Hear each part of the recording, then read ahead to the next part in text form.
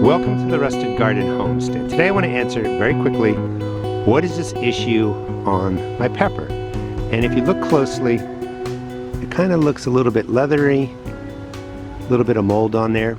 This is the end result of simple sun scald. So your peppers, your tomatoes, cucumbers, a lot of different vegetables can get damaged by the sun.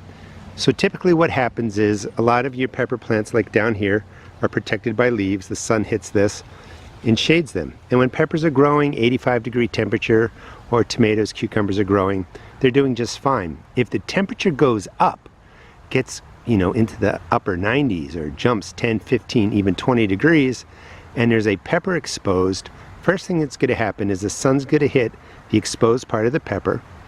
The pepper itself is going to kind of get soft, kind of a creamy, yellowy color will form. It's going to be really soft. That's the beginning of sun scald. And then eventually, over the weeks, this happens. The flesh that's damaged dries out. It's kind of leathery, maybe a little mold grows on there. The rest of the pepper is perfectly fine. So this is nothing really to worry about. If you see your peppers getting a bleach spot, kind of a white-yellow color to it, and it's soft, you can cover it with a piece of cloth or something and just protect it from the sun. Like right in here, you can see the pepper. Let me get my camera out of the way. Like this, the sun's hitting it full strength. Drop the leaves, it gets some shade.